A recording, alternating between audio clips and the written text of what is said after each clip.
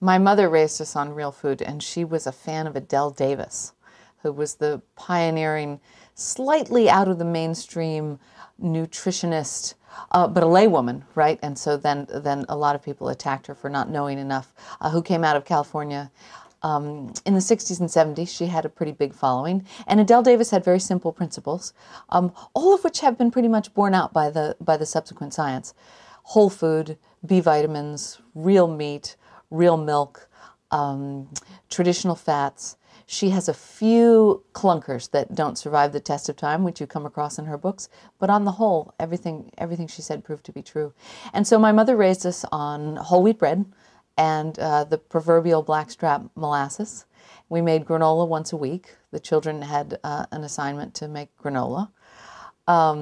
We also ate all the meats. It was not a vegan hippie commune, our little farm. So we had very traditional, simple American meals like fried chicken, meatloaf.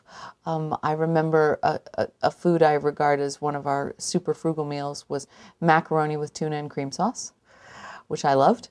My mother used to dip her toast in the bacon fat, and nothing was off limits except white sugar and white flour. Those would have been my mother's standards. And she used to say, no matter how little money we have, we'll always have real maple syrup, real olive oil, and real butter.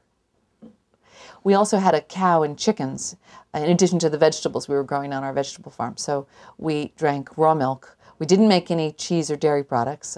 That would have been more homesteady than we were, and we were really busy as commercial vegetable farmers. But we did have fresh eggs and fresh milk. And then what we couldn't raise ourselves, we bought or bartered for at the farmers markets. And in the dead of winter, we shopped at the supermarkets.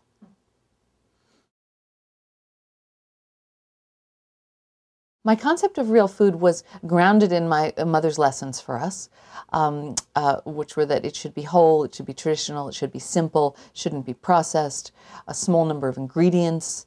And then I sort of went off track and in my teens and 20s became a vegan and a vegetarian and tried low-fat diets and low-saturated fat diets and low-cholesterol diets. And the reason I did that was not so much a thumb in the face of my mother, although perhaps we're all acting against our parents in some ways, but more because it was the conventional wisdom of the time in the late 80s and the early 1990s that less fat was good, less saturated fat was good, less animal fat, less cholesterol, more plant foods. So I assumed that if all those things were true, that a non-fat vegan diet was probably the best of all. And that's what I tried. And things went along fine. No one would have called me sick. But on vegan and low-fat diets, in fact, my health suffered. And I was 25 pounds heavier than I am now. And I had a host of minor complaints. And no one really would have ever called me ill, or certainly they wouldn't have suspected my perfect diet, because I was not a junk food vegan or vegetarian. I ate brown rice and beans. I ate olive oil. I ate fruits and vegetables. I just didn't eat many traditional foods, how I now understand it.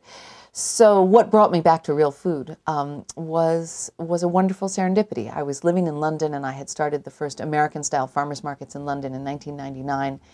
And when I grew up in the Washington, D.C. area at the farmers markets, there were the vegetable people like us and the fruit guys, and then there was the plant lady and the honey man and the baker at farmers markets. When I started my first little farmers market in London, I had farmers, even at my first little market with only 16 producers, selling grass-fed and pastured beef and lamb and pork and chicken.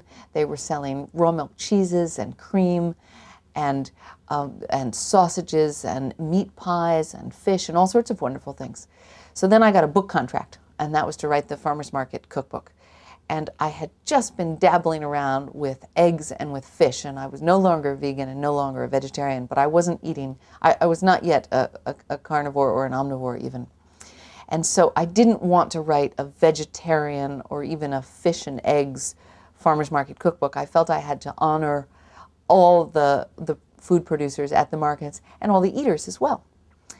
So I looked around and I saw that the farmers of these wonderful traditional foods, the meat, the eggs, the dairy, the fats, were healthy and happy people and seemed to enjoy their food, and the eaters were healthy and happy people and certainly enjoyed all those foods. And I began to wonder whether I shouldn't try these foods. So for my cookbook, I tried every food at our markets and wrote recipes and ate all the recipes. And it was along the way that I slowly became an omnivore again. And with each food I ate, with each fat, with each rich thing, with each red meat, with each forbidden and taboo thing, with each item that the cardiologists were banning in the US and in Britain as well, my health improved quite dramatically. I lost 25 pounds. I didn't have to exercise as much. I used to run 6 miles six times a week. I had colds and flu season. My nails and hair and skin were dry. My digestion was terrible. All of those problems melted away when I became an omnivore again.